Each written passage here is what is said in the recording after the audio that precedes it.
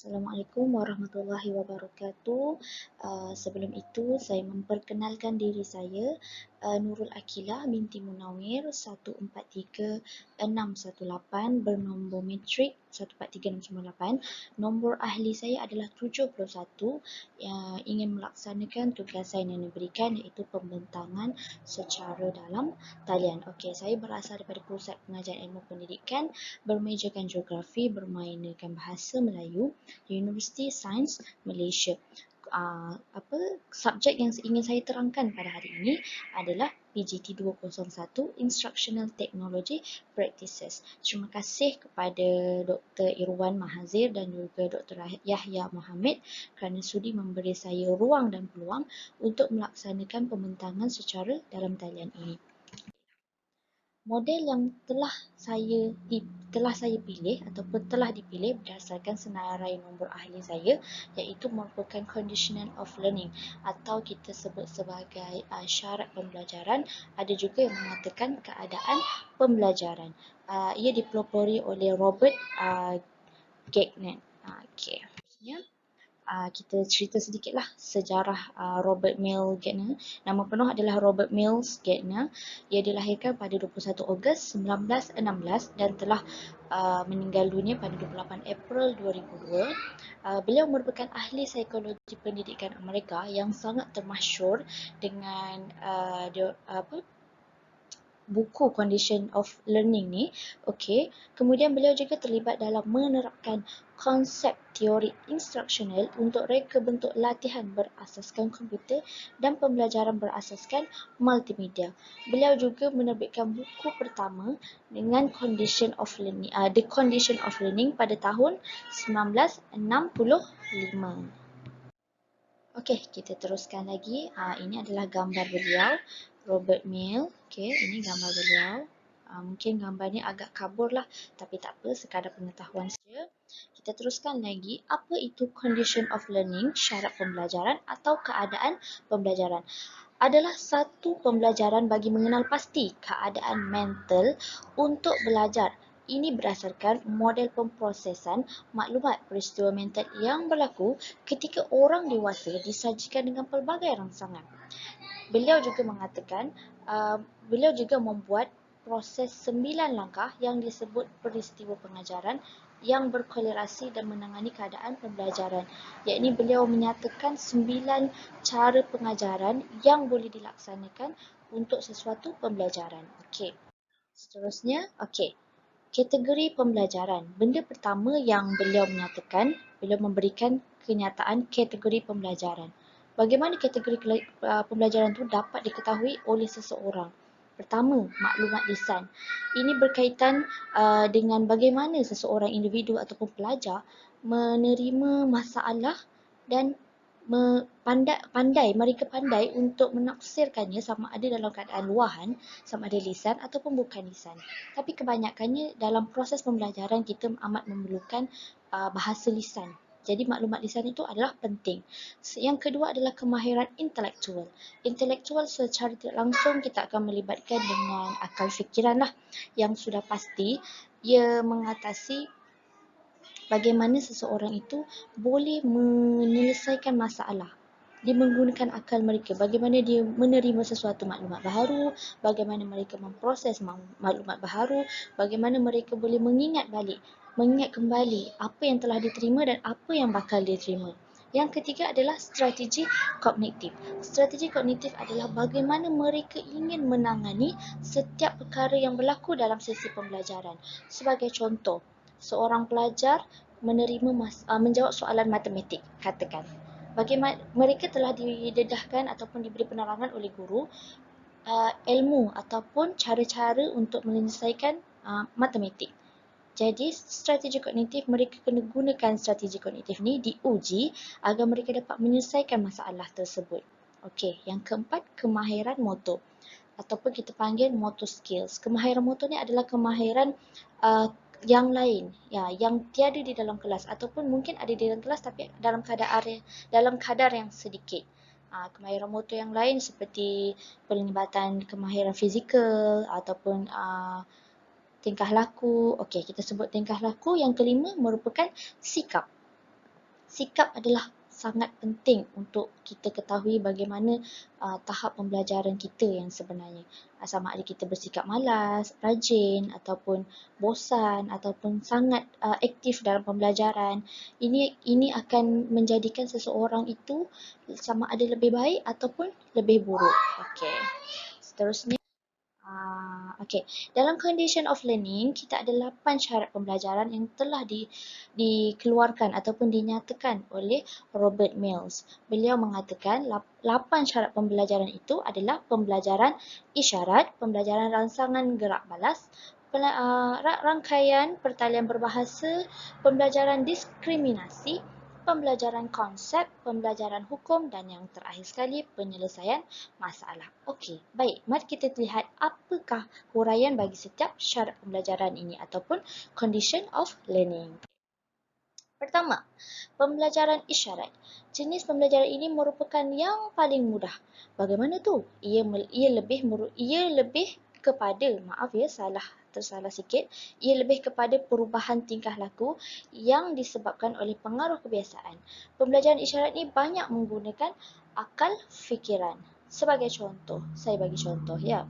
Pembelajaran isyarat. Bila seorang guru masuk, guru duduk dan membuka buku ataupun terus pergi ke papan hitam menulis sesuatu di papan hitam.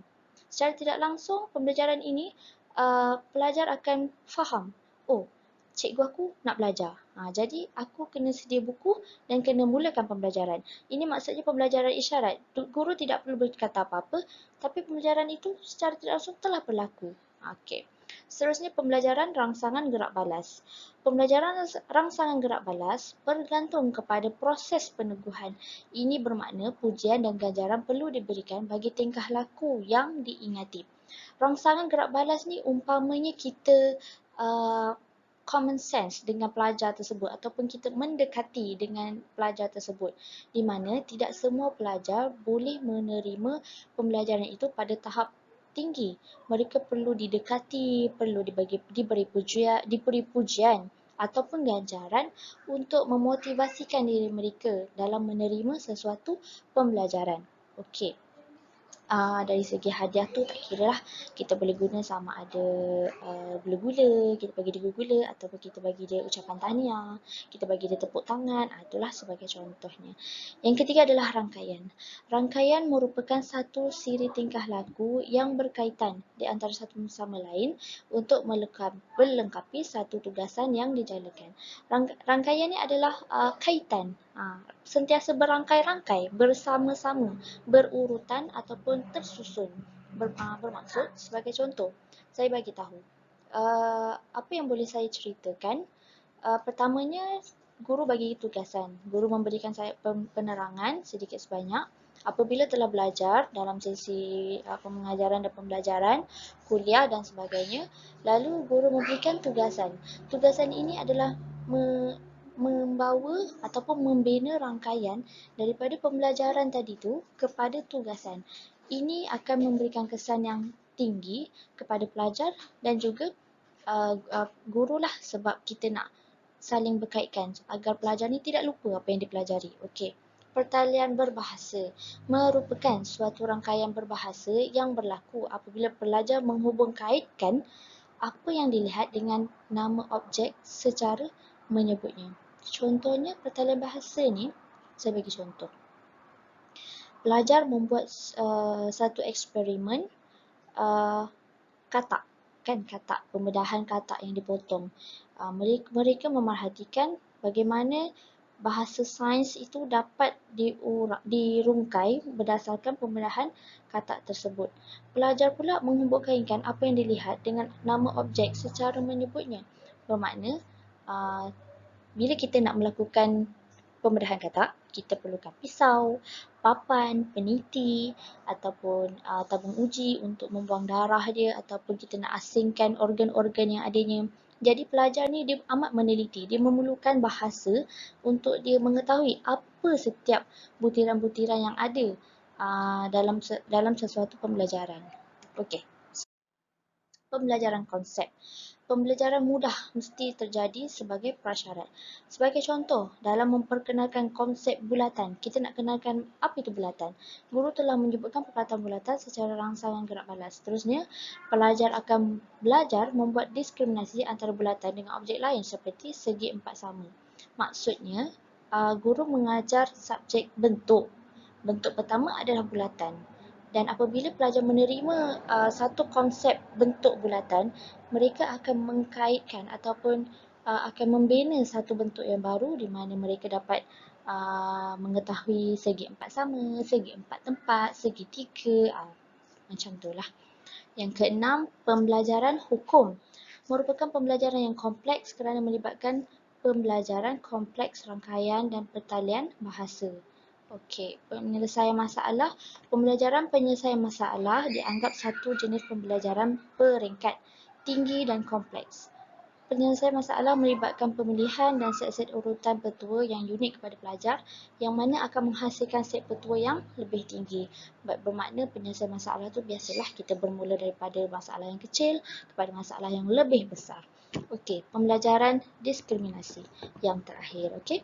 Pembelajaran ini berlaku apabila pelajar dapat memilih gerak balas yang sesuai untuk bertindak balas bagi menghasilkan sesuatu. Berdasarkan apa yang mereka baca, apa yang mereka tahu, mereka akan menilai dan mencari idea ataupun mencari cara untuk menyelesaikan sesuatu masalah ataupun menghasilkan sesuatu yang baharu.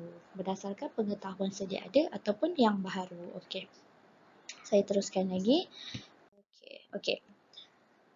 Beliau juga iaitu Robert Mills telah menyatakan 9 cara pengajaran yang boleh digunakan dalam pembelajaran.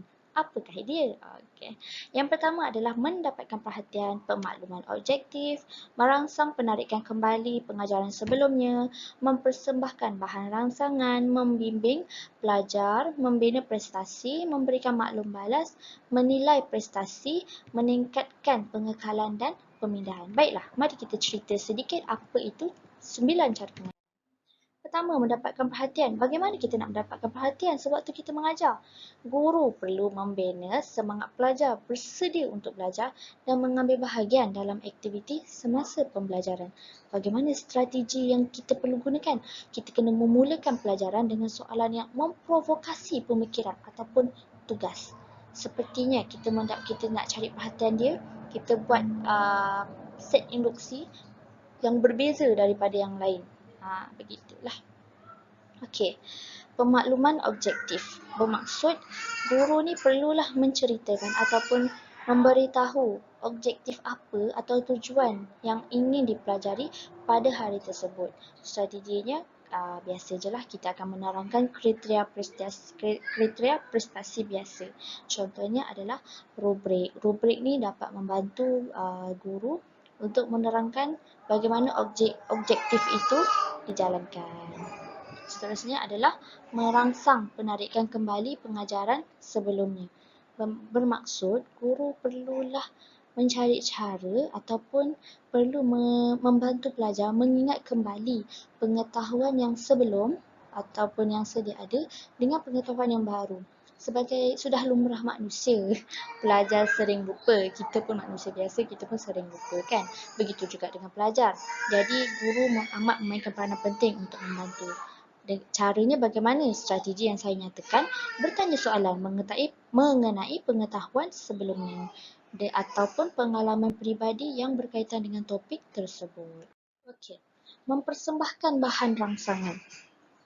Guru perlu menyampaikan maklumat baru kepada pelajar. Ini biasalah, ini kita namakan teknik mengajar. Maklumat harus disusun, dijelaskan dan kemudian ditunjukkan. Sebagai contoh, kalau guru ingin mengajar tajuk migrasi, maka guru perlu menyampaikan tajuk migrasi itu kepada pelajar. Bukannya kita nak buat objektif pembelajaran hari ini adalah tajuk migrasi penduduk, tetapi kita bercerita tentang taburan penduduk. Itu tidak ada kaitan. Jadi kita perlu mempersembahkan bahan rangsangan tu dengan teliti, dengan betul, dengan tersusun agar mudah difahami oleh setiap pelajar. Seterusnya adalah membimbing pelajar. Guru sebagai facilitator. Apa yang dimaksudkan dengan facilitator? Kita hanya membimbing pelajar yang bergerak sendiri. Melaksanakan pengajaran berpusatkan murid. Okey, pelajar mempelajari kandungan dan segala sumber pembelajaran yang ada pada mereka. Ini bermakna guru mengajar, memberikan penerangan di hadapan, kemudian guru memberikan tugasan ataupun membiarkan pelajar itu sendiri mencari sendiri apa sesuatu yang penting dalam topik tersebut. Kebiasaannya kita akan menggunakan teknik pembelajaran secara berkumpulan ataupun berpasangan. Kebiasaannya lah strategi yang digunakan adalah memberikan soalan kebat seperti soalan analisis, menilai dan mencipta, ataupun boleh saja guru bertanya langsung kepada pelajar. Okey. Membina prestasi. Bagaimana yang dikatakan membina prestasi? Guru membina prestasi untuk mempraktikkan kemahiran baru atau maklumat baru yang dipelajari. Pelajar mesti mengesahkan maklumat baru yang dipelajari agar tidak dilumpuhkan.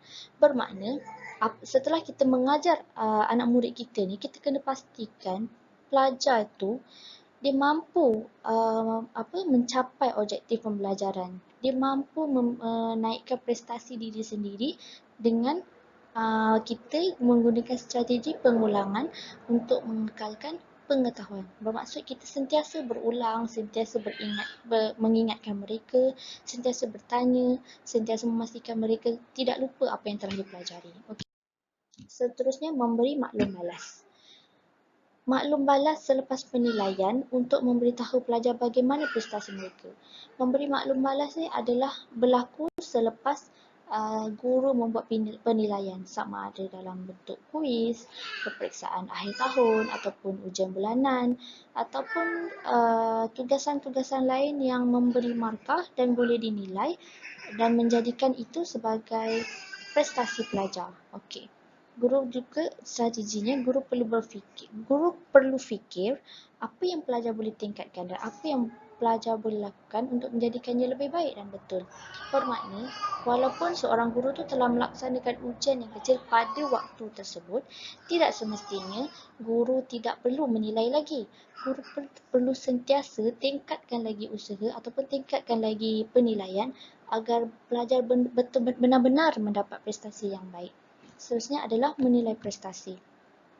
Bila kita dah uji pelajar, bila kita dah buat maklum balas, kita kena menilai prestasi. Bagaimana prestasi mereka? Contohnya, daripada ujian bulanan 1, ujian pertengahan tahun, ujian akhir tahun. Kita perlu membuat penilaian tu dilengkapkan sendiri tanpa sebarang penunjuk atau bimbingan daripada pengajar. Kita kena pastikan kita menilai prestasi itu adalah yang berkualiti, bukan hasil daripada meniru, bukan hasil daripada tunjuk ajar guru ataupun hasil daripada penulisan di papan hitam. Okey. Strateginya adalah mentadbir peperiksaan akhir. Itu biasalah yang dilakukan oleh guru. Okey. Yang terakhir adalah meningkatkan pengekalan dan pemindahan. Bagaimana kita nak kekal dan kita nak buat proses pemindahan tu boleh membantu pelajar tersebut. Pertama, guru perlu membantu pelajar mengembangkan kepakaran. Okey. Bagaimana kita nak katakan mengembangkan kepakaran? Iaitu kita kena buat pengulangan konsep yang baru dipelajari. Maksudnya kita akan sentiasa ulang sampai pelajar tu ingat. Okey, contohnya guru sentiasa menyoal pelajar dan membuat latihan yang sama tetapi soalan yang diputar belitkan. Ini adalah satu strategi yang jarang guru guna tapi boleh membantu bagaimana kita nak mengekalkan ingatan sesuatu ilmu tu ataupun maklumat yang diterima oleh pelajar. Okey. Seterusnya adalah kelebihan dan kekurangan model. Okey, kelebihan yang saya dapati berdasarkan model ini adalah model ini dapat mengaitkan semula pembelajaran lama dan baru. Model ini juga sentiasa memberi perhatian kepada prestasi pelajar. Dan dia juga berupaya menggalakkan pelajar untuk sentiasa belajar, di mana model ini membuktikan sangat sesuai digunakan dalam pembelajaran kerana dia sentiasa menitik beratkan keperluan pelajar. Okey. Apa pula kekurangan model condition of learning ini? Yang pertama adalah model yang direka dengan tujuan ketenteraan. Kerana pada dasarnya Robert Mills menyertai pasukan ketenteraan, lalu dia menciptakan Condition of Learning, buku The Condition of Learning ini. Lalu mungkin sebab itu model ini lebih menjurus untuk tujuan ketenteraan berbanding pembelajaran. Seterusnya, kekurangannya juga menjana pemikiran yang terhad. Bermaksud model ini tidak menggalakkan pelajar untuk memiliki pemikiran yang bebas, hanya tertumpu pada sesuatu perkara saja. Dan juga model ini tidak sesuai digunakan untuk subjek yang ekstra. Okey. Bila model ini digunakan dalam pembelajaran? Bila masa? Bila kita nak gunakan? Semestinya lah pembelajaran secara bersemuka. Iaitu di bilik darjah, di kelas tambahan, di mana guru dapat berinteraksi secara langsung ataupun secara depan dan boleh menyentuh pelajar tersebut. Sebab kita ada buat rangsangan maklum balas kan. Jadi kita memang sesuai lah bila model ni digunakan. Okey. Namun begitu, pada pendapat saya, pembelajaran secara online juga boleh sesuai juga digunakan untuk model ini. Tetapi kaedah pembelajarannya ataupun bahan bantunya tu perlulah diubah kepada teknologi ICT ataupun alat-alat teknologi ataupun aplikasi yang sesuai dengan pembelajaran secara dalam talian. Okey. Mengapa model ini digunakan dalam pembelajaran? Mengapa? Kerana pengajaran ini tersusun. Jika anda lihat, saya dah mengenal pasti bahawa Robert Mills telah berjaya menyusun strategi ini dengan baik, di mana daripada awal permulaan untuk mendapat perhatian dahulu, mengenal pasti bagaimana sikap pelajar ini, mengenal pasti bagaimana keadaan pelajar, memberikan semangat, menaikkan sifat ingin tahu pelajar dan diakhiri dengan menilai prestasi dan juga begitu. Ini adalah hal yang baik yang dapat dipraktikkan dalam pembelajaran lah. Okey. Seterusnya ialah berpusatkan murid. Guru kebanyakannya hanya membantu dan menjadi fasilitator, tetapi murid yang menjalankan sesuatu pembelajaran itu sendiri kerana ia sesuai dan selari dengan kehendak kemahiran abad pembelajaran ke-21. Okey. Seterusnya, saya ingin menceritakan sedikitlah bagaimana pengalaman saya menggunakan reka bentuk minimalis.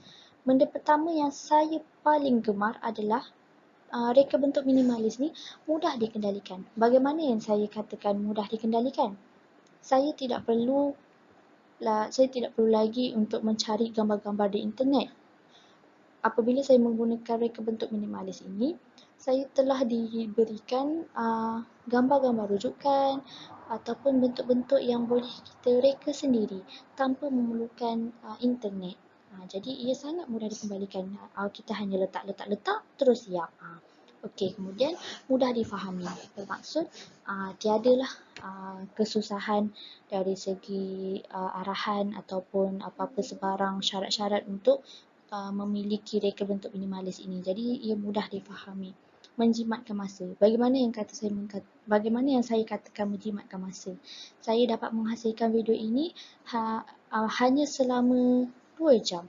Berbanding saya buat slide PowerPoint kan, menggunakan PowerPoint yang sebelum ini melebihi sehari, 2 hari kerana memerlukan gambaran-gambaran ataupun imej-imej daripada Google untuk saya gunakan bagi mencantikkan lagi. Okey, memberi inspirasi baharu. Bagaimana saya katakan inspirasi ini? Saya telah berjaya melangkah keluar ataupun kebiasaannya saya menggunakan PowerPoint dengan tema yang ada sahaja, yang sedia ada. Tetapi reka bentuk minimalis ini memberikan saya inspirasi baru untuk mereka satu slide PowerPoint yang sangat simple, yang sangat ringkas tetapi padat dan menarik. Dan ianya sudah pasti kalau saya menggunakan dalam pengajaran akan datang, insyaAllah sekiranya saya ditakdirkan dapat menjadi seorang guru, saya pasti ia dapat menarik perhatian para pelajar saya. Kesimpulannya, model Condition of Learning mempunyai 9 cara pengajaran yang menjadi blueprint atau panduan untuk merancang pengajaran di dalam bilik darjah secara bersemuka. Perancangan yang teratur dan tersusun menggalakkan guru lebih berprestasi tinggi dalam pengajaran masing-masing. Sekian, terima kasih. Indah menyinar di pagi hening, burung bertinggi di tepian titi. Model terpilih, condition of learning. Semoga berjaya di akhir nanti. Bolehlah follow saya di Facebook ya, Cikgu Akila, dan Instagram Seroja Akila. Sekian, terima kasih. Wabillahi taufik wal hidayah. Assalamualaikum.